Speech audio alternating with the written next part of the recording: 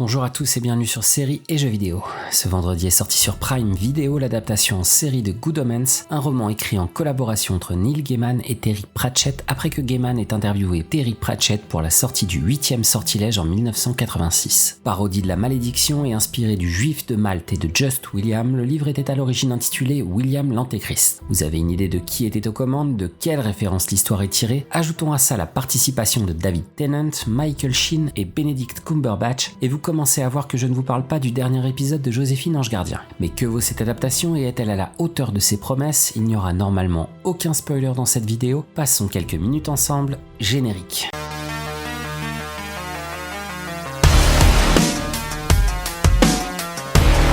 L'univers est âgé selon les plus grandes références scientifiques de YouTube de 10 à 20 milliards d'années et selon les mêmes calculs, notre belle planète daterait de 4,5 milliards d'années. Que nenni, tous ces hommes ont été bernés et ils sont totalement dans l'erreur. Au Moyen-Âge, les kabbalistes ont évalué les prémices de notre monde à 3760 ans avant Jésus-Christ et eux aussi étaient dans l'erreur. Les Grecs ont évalué l'origine du monde à 5508 avant Jésus-Christ. L'archevêque Usher, non pas celui-là, un autre Usher, a opté pour 4404 avant Jésus-Christ et un de ses collaborateurs a poussé le calcul jusqu'à tomber au 21 octobre 4004 avant Jésus-Christ à 9h précises. Ils étaient tous dans l'erreur parce que la Terre date exactement du 21 octobre 4004 avant Jésus-Christ à 9h15. Voilà comment débute l'histoire de Good Omens et voilà comment nous est décrit le plan de Dieu pour la planète. Il joue au poker dans une chambre noire avec des cartes blanches pour des enjeux infinis et face à une banque qui refuse d'expliquer les règles et qui n'arrête pas de sourire. Les deux héros de l'aventure sont deux entités célestes dont on suit l'histoire sur près de 6000 ans en partant du Jardin d'Éden jusqu'à notre époque actuelle. D'un côté, Aziraphale est un ange qui a deux activités principales, la découverte des richesses culinaires du monde d'un côté et la collection d'œuvres littéraires de l'autre. Il est profondément bon et généreux, ce qui va entraîner quelques mauvais choix qui auront des conséquences assez catastrophiques sur sa carrière. De l'autre côté, Rampa est un démon ou plutôt un ange trébuché qui a une vision assez pragmatique de son travail et sait tirer sur toutes les ficelles pour arriver là où il veut tout en essayant d'éviter les problèmes aussi bien que possible. C'est lui le serpent qui a tenté Ève dans le Jardin d'Éden, d'où son nom Rampa, et c'est à lui qu'est attribuée la mission ultime d'apporter sur Terre le fils de Satan, à savoir l'Antéchrist, pour le placer dans la famille d'un ambassadeur américain en Angleterre. Le point de départ de l'histoire est donc ce simple échange de bébés qui était destiné à placer l'Antéchrist dans une famille proche du pouvoir et capable de voyager dans le monde entier. Le seul problème, c'est que cet échange se déroulera d'une manière catastrophique et l'Antéchrist va être perdu pendant 11 longues années jusqu'à l'approche de l'Apocalypse. Aziraphale et Rampa travaillent pendant ce temps en bonne intelligence et se donnent des coups de main pour maintenir la balance entre le bien et le mal sans que leur patron, à savoir Gabriel du côté du paradis, qui est interprété par John Hamm, connu pour sa participation dans Sucker Punch au cinéma ou Mad Men à la télévision, et du côté des enfers, c'est Belzébuth qui est interprété par Anna Maxwell Martin, une actrice britannique qui a joué au cinéma dans Philomena. Mais le titre du livre n'est pas simplement Good Omens, le sous-titre est Les belles et bonnes prophéties d'Agnès Barge, sorcière. Il n'y a donc pas que des histoires d'anges, de démons et d'antéchrist dans Good Omens, il y a aussi des histoires de sorcières, d'inquisition, de 4 cavaliers de l'Apocalypse, de l'Atlantide, d'extraterrestres, de Tibétains, de créatures mythologiques, d'enfants et d'un chien. Tout ça est mixé sous la forme d'une série divisée en 6 épisodes d'1 heure environ, rythmée par des passages distillés d'un best-of de Queen. La magnifique Bentley de Rampa a une particularité, toute cassette qui traîne un peu trop longtemps dans l'autoradio se transforme automatiquement en best-of de Queen. Concernant la qualité de la série, Neil Gaiman a laissé les commandes à Douglas McKinnon, qui a travaillé sur Doctor Who, sur Sherlock ou sur Outlander et qui nous offre une adaptation réalisée à la perfection de l'œuvre de Gaiman et Pratchett avec un hommage discret et répété au maître qui nous a quittés en 2015. En effet, dans la librairie d'Aziraphale, on retrouve le chapeau caractéristique de l'auteur et tous les livres du Disque Monde apparaissent sur les rangées de la même boutique située dans le quartier de Soho à Londres. Quelques ajouts ont été apportés pour habiller le contenu du roman et l'adapter à sa diffusion sur nos écrans, à savoir une longue séquence de 30 minutes au début du 3e épisode qui nous présente la construction de cette amitié étrange qui se met en place entre un ange pas vraiment sûr de lui qui se rapproche dans son comportement d'un Sam Tarly de Game of Thrones et d'un démon toujours un peu trop sûr de lui qui essaye de se comporter comme un rocker rebelle équipé jour et nuit de lunettes de soleil destinées à cacher ses yeux démoniaques.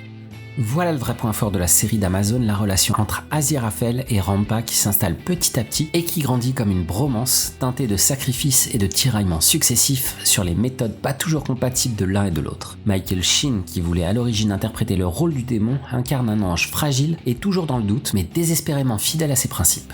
David Tennant réalise comme d'habitude une performance de haut niveau en nous présentant ce démon pas complètement assumé qui réussit à se sortir des pires problèmes qu'il a lui-même créés par son incompétence ou par sa fainéantise caractérisée. Par contre, ne croyez pas que la série soit parfaite, il lui manque au moins 2 épisodes pour être à la hauteur de l'œuvre originale, parce que certains arcs nous sont balancés à l'écran sans trop de contexte et sans qu'on puisse s'attacher aux personnages qu'on rencontre. Le groupe d'enfants qui entoure Adam l'Antéchrist est trop bâclé, alors que chaque personnage est détaillé et que leur aventure dans le roman est installée depuis les premiers chapitres. De la même manière, l'arc des 4 cavaliers de l'Apocalypse est trop simpliste, et même si chaque cavalier a profondément la classe, il leur manque du contenu pour qu'on s'y attache. Comme je le disais, d'un autre côté, des ajouts ont été faits au roman et le personnage de Gabriel, qui est quasi inexistant dans l'œuvre de Gaiman et Pratchett, prend ici de l'importance avec la performance de haut niveau de John Hamm, qui interprète un patron toujours trop sûr de lui et de ses pouvoirs et qui tient les rangs des troupes du paradis avec une poigne de fer et un cerveau de la taille d'une noix de pécan. Si vous avez suivi l'actualité de la série sur mon compte Twitter par exemple, sur Instagram ou sur le site, vous savez probablement que c'est Benedict Cumberbatch qui interprète Satan, mais ne vous attendez pas à le voir parce que son apparition nous permet juste d'entendre la voix de l'acteur derrière les traits d'un Satan monstrueux au visage démoniaque et de la taille d'un bâtiment. L'arc des chasseurs de sorcières est lui aussi très drôle et certains personnages ont la carrure pour nous faire accrocher à ces passages complètement tordus. On retrouve dans ce Good Omens, coproduit par Amazon Prime et la BBC, toutes les références de la culture britannique avec les Monty Python, du Doctor Who, le guide du voyageur intergalactique de Douglas Adams, la malédiction de Richard Donner, que vous devez absolument avoir vu si ce n'est pas encore le cas, une photographie digne des plus beaux épisodes de Sherlock. J'ai retrouvé également de l'absurde du fabuleux destin d'Amélie Poulain ou des petites touches des Goonies dans les aventures de ces gamins pas tout à fait normaux mais chez qui on peut tous se retrouver quand même un petit peu. Et vous allez dire que je me répète, mais le duo Tennant-Sheen est vraiment la colonne vertébrale de la série qui nous aide à oublier tous ces petits défauts qui pourraient nous faire décrocher à certains moments par manque de contexte ou de rythme sur certains passages. Michael McKean, qu'on a vu dans Better Call Saul, est un sergent inquisiteur aux idées d'une autre époque et qui vit des arnaques qu'il peut réaliser sur les 2 camps des anges et des démons, à la chasse aux sorcières qui n'existe plus, par des soldats qu'il commande mais qui n'ont jamais vraiment existé. Miranda Richardson, qu'on a vu dans Harry Potter, interprète une Jézabel qui alterne entre l'activité de masseuse appliquée, le jeudi sur rendez-vous, et médium pour satisfaire les veuves qui ont leur triste journée à raconter à leur pauvre époux décédé le reste du temps. Et comme ce n'est pas tout, il y a aussi un Newton pulsif qui a comme talent principal d'être capable de faire planter n'importe quel ordinateur en posant ses doigts sur un clavier, mais qui est le descendant direct du plus grand inquisiteur de l'histoire de la chasse aux sorcières. Il est décrit dans le roman comme un personnage qui, s'il était rentré dans une cabine téléphonique pour se changer, aurait sans doute réussi à ressembler à Clark Kent en sortant. Et pour finir, la descendante de la célèbre Agnès Barge, qu'on retrouve dans le titre du roman, Anathème Bidule, est une occultiste pratiquante qui a pour mission d'expliquer les prophéties de son arrière-arrière-grand-mère en essayant de comprendre ce qu'elle a voulu dire avec ces citations d'une autre planète. Vous l'aurez compris, ce Good Omens n'est pas vraiment à mettre devant tous les yeux. Il faut avoir une bonne dose de folie pour accrocher au délire de 2 auteurs de talent qui se sont complètement laissés aller, d'un réalisateur qui a lâché les chevaux dans un délire Monty Pythonesque, d'acteurs de haut niveau qui essayent de nous expliquer qu'un ange et un démon peuvent s'entraider dans leur travail, et d'un antéchrist de 11 ans qui est plus intéressé par le sort des baleines ou des Tibétains qui creusent des trous dans le sol pour l'espionner que celui de l'Apocalypse. La série n'est pas parfaite et il lui manque quelques épisodes et certains personnages auraient mérité des acteurs un peu plus solides,